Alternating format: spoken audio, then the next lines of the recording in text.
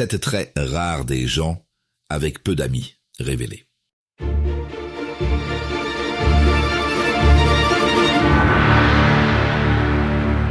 Le dîner est bruyant, les rires circulent, mais une chaise reste étrangement vide à côté du même convive, encore. Les conversations glissent sur des banalités, et quand une remarque plus profonde surgit, elle est vite étouffée. Il faut que je m'explique. Ils vont comprendre si j'explique. Il se penche, parle calmement, tente de donner du sens. En une phrase, il a offert sa défaite. Et toi, qu'aurais-tu fait? Ce que personne ne lui avait dit. Celui qui cherche à se justifier face au groupe révèle sa vulnérabilité. Dans ces dynamiques, la superficialité domine, et la solitude devient un filtre naturel qui révèle la personnalité, la rareté et l'authenticité. Le silence, lui, protège la vertu quand la fortuna distribue l'exclusion au hasard. Machiavel l'avait compris il y a 500 ans. Il n'enseignait pas la manipulation, mais la lucidité nécessaire pour se préserver du conformisme et de l'aveuglement. Et c'est exactement là que commence la vraie force intérieure. Dans cette vidéo, tu vas découvrir les 7 traits rares qui expliquent pourquoi avoir peu d'amis n'est pas une faiblesse, mais un rejet conscient du faux et du contrôle. Tu comprendras comment lire les comportements plutôt que les discours, protéger ton attention et transformer la solitude en avantage durable. Le 7e trait est celui qui change définitivement la manière de te voir et d'être vu. Reste jusqu'à la fin, abonne-toi à notre chaîne Machiavel, laisse-nous un like sous cette vidéo et écris en commentaire « Ma solitude est ma force ». Le pouvoir ne se réclame pas, il se comprend. Observons la première leçon. Ta solitude filtre le faux et protège ton authenticité. Imagine un moment où tu te retrouves entouré de monde, mais où tu sens que ta présence dérange. Tu parles avec sincérité, mais les regards s'échappent, les sourires se figent. Tu réalises alors que ta manière d'être, directe, vraie, sans masque, agit comme un miroir pour ceux qui vivent dans l'apparence. Ce jour-là, tu comprends que ta solitude n'est pas une punition. C'est un filtre qui éloigne le faux et garde l'authenticité. Tu ressens malgré tout ce malaise intérieur. Pourquoi suis-je toujours celui qu'on met à part? Tu voudrais appartenir sans devoir trahir ta nature. Mais chaque tentative d'adaptation t'épuise et laisse un goût amer, celui de t'être travesti pour plaire à des esprits conformistes qui ne supportent pas la différence. Machiavel t'enseigne ici la première lucidité. La société valorise l'apparence plus que la substance. Celui qui possède des traits rares et refuse le masque menace l'équilibre factice du groupe. Ce rejet du conformisme n'est pas une faiblesse sociale, c'est une marque de vertu, cette force intérieure qui pousse à rester soi malgré la pression du nombre. Souviens-toi d'un autre moment, tu proposes une idée sincère dans une discussion où tout le monde suit docilement l'opinion dominante. Ton silence ou ta nuance fait naître des sourires ironiques, voire du mépris. Ce n'est pas ton idée qu'ils rejettent, c'est ton autonomie qu'ils craignent. Ta personnalité sort du moule et rappelle à chacun ce qu'il a renoncé à être. Ce qui relie ces deux scènes est simple. Quand tu refuses de te soumettre au conformisme collectif, tu mets en lumière la fragilité morale des autres.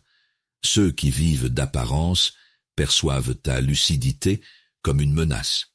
Ils préfèrent t'isoler plutôt que d'affronter leur propre vide intérieur. La rareté dérange toujours parce qu'elle révèle la banalité ambiante. La protection vient de ton discernement. Ne cherche plus à être compris par ceux qui ne se comprennent pas eux-mêmes. Observe avant de parler, écoute avant d'offrir ta confiance. Préserve ton énergie émotionnelle pour bâtir ce qui a du sens. Machiavel aurait dit que celui qui veut se maintenir doit apprendre à reconnaître les jeux de pouvoir déguisés en amitié et y opposer prudence et réalisme. Les hommes jugent généralement plus par les yeux que par les mains, écrivait Machiavel. Vois au-delà des apparences, car là se cache ta véritable liberté intérieure. Ta solitude n'est pas un vide, c'est une citadelle invisible où mûrit ta vertu, cette force tranquille qui te rend rare, authentique et souverain face au monde. Détectons la deuxième leçon. Lire les actes révèle les masques et les discours vides. Tu as déjà entendu quelqu'un te jurer amitié puis disparaître au moment où tu avais réellement besoin d'aide. Sur le moment, tu veux croire à ces mots, à cette apparence de loyauté. Mais la réalité s'impose. Ces actes contredisent tout ce qu'ils prétendaient être. Ce jour-là, tu comprends que ta solitude n'est pas une malédiction, mais un instinct de protection face aux faux-semblants. Tu ressens pourtant une frustration sourde. Pourquoi continues-tu à accorder ta confiance à ceux qui ne la méritent pas? Tu t'en veux d'avoir cru aux promesses creuses, d'avoir confondu discours et sincérité. Ce décalage entre parole et comportement crée un malaise profond, celui de voir ta propre authenticité se heurter au vide des autres. Machiavel t'enseigne ici une vérité dérangeante. La plupart des hommes préfèrent apparaître bons plutôt que l'être vraiment. C'est le règne de l'apparence contre la réalité. Il t'invite à exercer ta vertu, cette lucidité active, pour juger non pas selon les mots, mais selon les actes. Car lire les comportements, c'est décoder les véritables intentions dissimulées derrière les sourires. Souviens-toi d'une autre scène. Quelqu'un te félicite publiquement, mais glisse ensuite une remarque subtilement humiliante devant les autres. Tu sens le décalage entre son ton et son regard, entre sa bouche et sa main. Là encore, tu lis ce que d'autres refusent de voir. Sous le vernis des flatteries se cache souvent l'envie ou la manipulation sociale. Cette perception aiguë te rend dérangeant pour ceux qui vivent dans l'illusion collective. Ces deux situations ont un point commun. Elles révèlent que ton rejet du conformisme t'offre un pouvoir rare, celui de lire la nature humaine sans filtre. Les personnes avec peu d'amis possèdent souvent cette capacité instinctive à détecter l'incohérence entre le dire et le faire. Leur personnalité authentique agit comme un miroir. Elle renvoie aux autres leurs contradictions cachées, ce qui provoque leur malaise ou leur fuite. Observe davantage et parle moins. Ne crois plus aux déclarations rapides. Analyse plutôt la cohérence entre paroles et actions. Protège ton énergie en ne cherchant plus à convaincre ceux dont les gestes trahissent déjà la duplicité. Machiavel aurait dit qu'il faut être renard pour connaître les pièges et lion pour effrayer les loups. Autrement dit, discerner sans naïveté et agir avec fermeté quand il le faut. Tout le monde voit ce que vous paraissez, peu connaissent à fond ce que vous êtes, écrivait Machiavel. Ta force intérieure naît justement de cette lucidité. Lire dans les actes plutôt que dans les discours vides transforme ta solitude en clairvoyance souveraine. Et c'est cette rareté d'esprit qui fait de toi un être authentique dans un monde saturé de masques. Examinons la troisième leçon. La superficialité épuise et pousse vers le sens profond. Tu te souviens de ces soirées où tu ris sans y croire vraiment, entouré de visages familiers, mais d'esprits absents. Tu tentes une conversation sincère, mais on te répond par des banalités ou des phrases toutes faites. Peu à peu, tu ressens ce vide intérieur grandir, comme si ton authenticité se perdait dans un brouhaha sans âme. Ce moment-là, c'est la fatigue silencieuse de celui qui vit dans un monde trop bruyant pour écouter. Tu te dis que le problème vient peut-être de toi. Pourquoi ne pas simplement profiter comme les autres? Mais au fond, tu sais que cette superficialité t'épuise réellement. Elle heurte ta personnalité profonde, celle qui recherche le sens et non la distraction, la rareté et non la conformité sociale. Et plus tu essaies d'y participer, plus ta force intérieure s'étiole.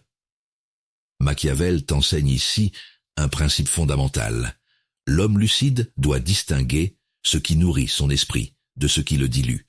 La superficialité est un piège social, un instrument de conformisme où chacun masque sa peur du vide. Ta solitude devient alors une arme de discernement. Elle t'isole du faux pour te recentrer sur l'essentiel. C'est là que naît ta vertu, cette capacité d'agir selon ta vérité malgré la pression du nombre. Imagine maintenant une autre scène.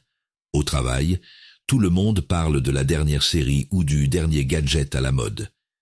Tu écoutes poliment, puis proposes une idée originale ou une réflexion plus profonde. Le silence tombe aussitôt. On change de sujet comme si tes mots avaient omis déranger l'ordre établi. Ce n'est pas ton idée qu'ils rejettent, c'est ton rejet du conformisme qui les met face à leur propre vacuité. Ces deux situations révèlent un même schéma psychologique. Plus ta recherche d'authenticité s'affirme, plus ceux qui vivent dans l'illusion s'éloignent. Ce n'est pas un rejet personnel, mais une réaction de défense face à ce que ta présence dévoile en eux, leur peur d'être vrai. Les personnes avec peu d'amis partagent souvent cette rareté intérieure. Elles préfèrent la profondeur solitaire à la compagnie creuse. Pour te protéger sans t'isoler complètement, choisis tes interactions avec prudence. Ne cherche pas à convaincre ceux qui confondent légèreté et vacuité. Oriente plutôt ton énergie vers ceux dont la parole résonne avec ton exigence intérieure. Pratique l'écoute stratégique. Observe avant de parler. Questionne avant de répondre. Machiavel aurait dit qu'il faut savoir agir en bête et en homme, c'est-à-dire s'adapter sans jamais trahir son essence. Celui qui néglige ce qui se fait pour ce qui devrait se faire court plutôt à sa ruine qu'à sa conservation, écrivait Machiavel. Ne gaspille donc pas ton énergie à vouloir plaire au superficiel. Consacre-la à bâtir ce qui a du sens. Ta solitude n'est pas une faiblesse, mais une discipline intérieure, celle des esprits rares, qui choisissent la profondeur plutôt que le paraître. Explorons la 4e leçon. Refuser le groupe protège de la domination et du conformisme. Tu te souviens de ce moment où tout le monde autour de toi semblait d'accord, répétant la même opinion comme un refrain sans âme. Tu sentais que quelque chose sonnait faux, alors tu as exprimé une idée différente. Le silence s'est abattu, puis les regards se sont échangés. Tu étais devenu celui qui dérange. À cet instant, tu as compris que ta solitude n'était pas un défaut, mais le prix de ton authenticité face à la pression invisible du groupe. Ce malaise t'a poursuivi. Pourquoi est-ce si difficile d'être soi sans être rejeté? Tu aurais voulu faire partie du cercle sans devoir étouffer ta personnalité. Mais plus tu cherchais à t'intégrer, plus tu sentais ton énergie se dissoudre dans des compromis qui trahissaient ta vérité intérieure. Le conformisme promet la paix, mais il exige ton effacement. Machiavel t'enseigne ici une première révélation. Dans toute collectivité, l'instinct de domination cherche à s'imposer par l'opinion commune. Celui qui pense librement menace cet équilibre artificiel. La vertu consiste alors à conserver sa force intérieure face à la fortuna du nombre, à ne pas céder au pouvoir du consensus quand il devient instrument de contrôle. Imagine une autre scène. Au travail ou entre amis, quelqu'un propose une décision absurde. Tout le monde acquiesce pour éviter les vagues. Tu hésites, puis tu dis non. Les regards changent aussitôt. On te juge froid, distant ou prétentieux. Ce n'est pas ton refus qu'ils condamnent, c'est ta liberté silencieuse qui met en lumière leur dépendance affective au groupe. Ces deux situations révèlent un même schéma psychologique. Le groupe valorise l'uniformité parce qu'elle maintient l'illusion d'harmonie. Refuser ce pacte tacite, c'est dénoncer cette illusion et s'exposer à l'isolement.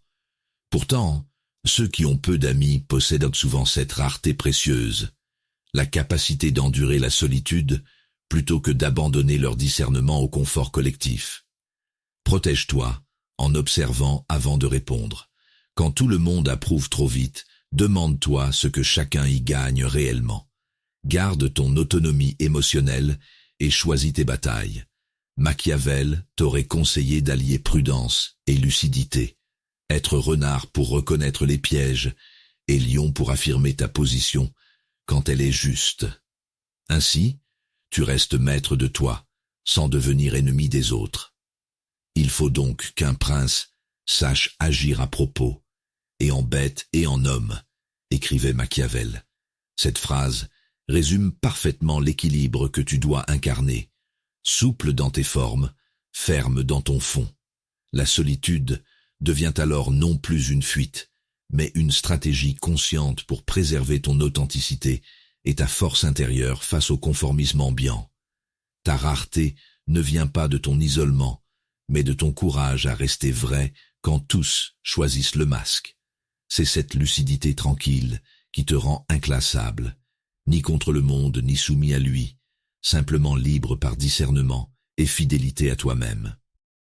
Analysons la 5e leçon. Protéger ton attention bâtit des projets et un avenir solide.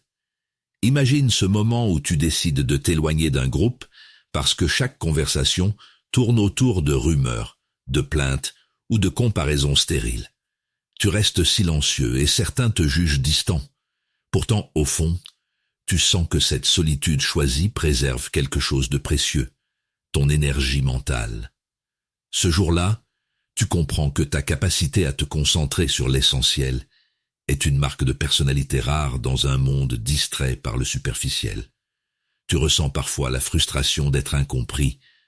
Pourquoi les autres semblent-ils s'épanouir dans le bruit alors que toi, ils t'épuisent? Tu te demandes si cette distance ne fait pas de toi quelqu'un d'asocial. Mais la vérité est plus simple. Ton authenticité a besoin d'espace pour respirer. Là où beaucoup cherchent la validation du groupe, toi, tu cherches la cohérence intérieure, cette force tranquille qui t'ancre dans le réel. Machiavel t'enseigne ici une révélation essentielle. Celui qui veut agir doit maîtriser son attention comme un stratège maîtrise ses troupes. La vertu consiste à canaliser ton esprit vers ce qui construit plutôt que vers ce qui disperse, car la fortuna, les circonstances extérieures, ne favorisent que ceux qui sont prêts à saisir l'occasion avec lucidité et discipline. Souviens-toi d'une autre scène. Tu travailles sur un projet important, mais ton téléphone vibre sans cesse. Des amis te sollicitent pour des distractions futiles. Tu hésites entre plaire et progresser. Si tu cèdes, tu ressens vite ce vide intérieur, celui d'avoir perdu du temps pour maintenir des liens fragiles. En revanche, chaque fois que tu choisis le silence créatif plutôt que la distraction sociale, ton esprit se renforce et ton avenir prend forme. Ces deux situations révèlent une mécanique commune. Les personnes avec peu d'amis ne fuient pas les autres par rejet mais par nécessité psychologique. Leur rareté vient de leur capacité à protéger leur attention, ressource vitale pour bâtir une vie alignée avec leur authenticité. Là où le conformisme gaspille l'énergie dans l'apparence, elles investissent dans la construction réelle, idées, projets, transformation personnelle. Protège ton attention comme on protège un trésor. Évite les cercles où l'on parle beaucoup mais agit peu. Apprends à dire non sans te justifier. Machiavel aurait dit qu'il faut savoir, être renard pour connaître les pièges et lion pour effrayer les loups.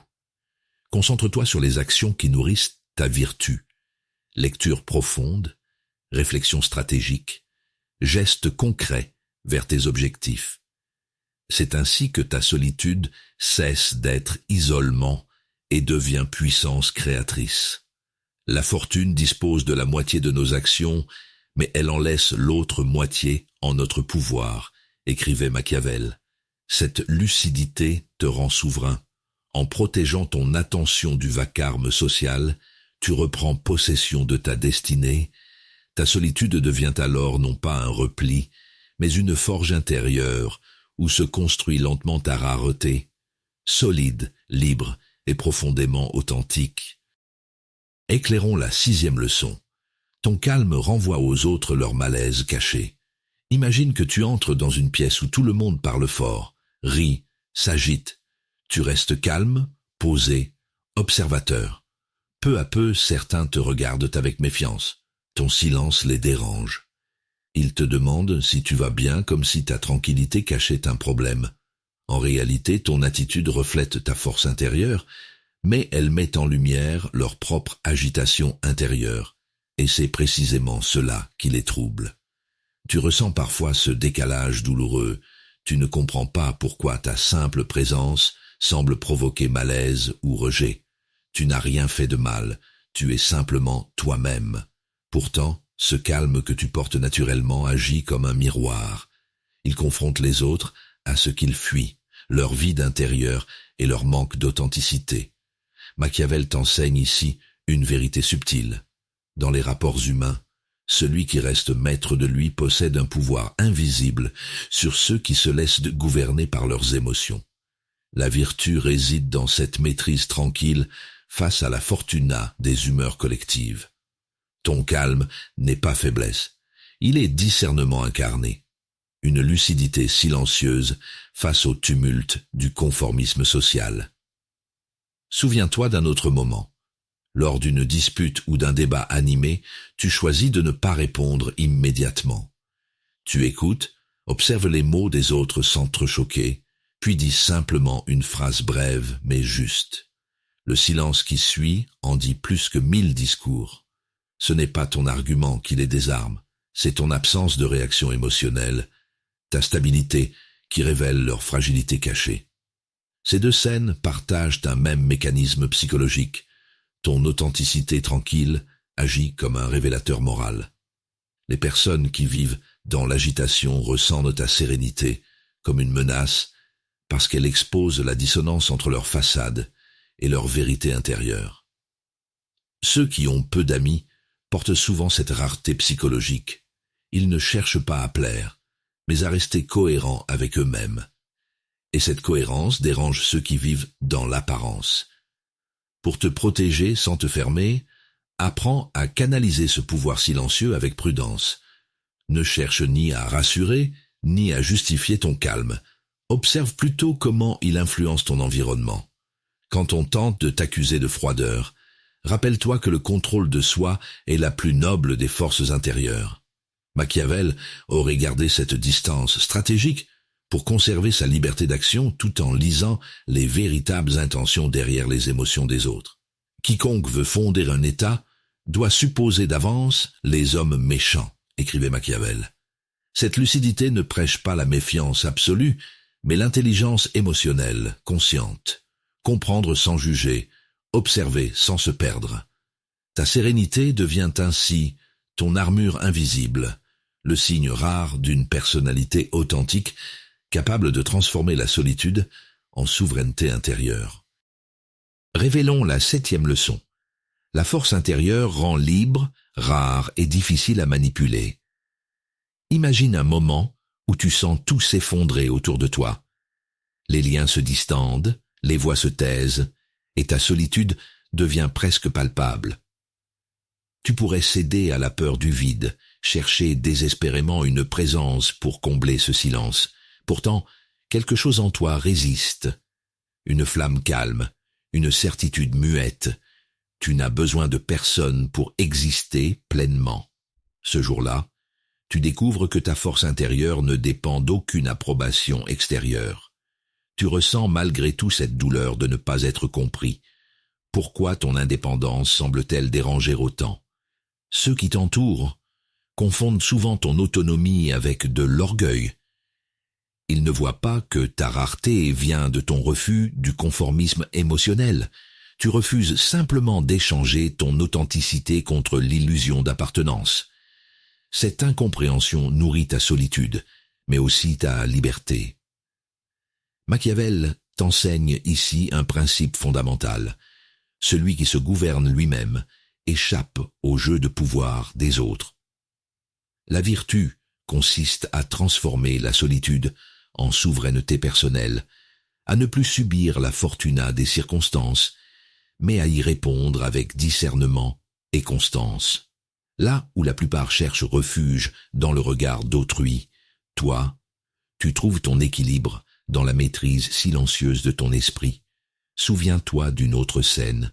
On te reproche ton calme face à une crise, comme si ton absence de panique traduisait un manque d'émotion. En réalité, c'est ce contrôle intérieur qui t'a toujours sauvé. Là où les autres réagissent sous l'emprise du chaos collectif, tu analyses, ajustes et agis au bon moment. Cette distance lucide te protège des manipulations affectives et des décisions impulsives dictées par la peur du rejet. Ces deux situations partagent une vérité essentielle. Ceux qui ont peu d'amis n'ont pas renoncé au lien humain. Ils ont simplement compris que la véritable connexion naît quand chacun est déjà complet par lui-même. Leur personnalité profonde s'est forgée dans la solitude, non comme isolement subi, mais comme discipline spirituelle. Cette rareté psychologique effraie parce qu'elle échappe aux codes habituels de dépendance et de contrôle social.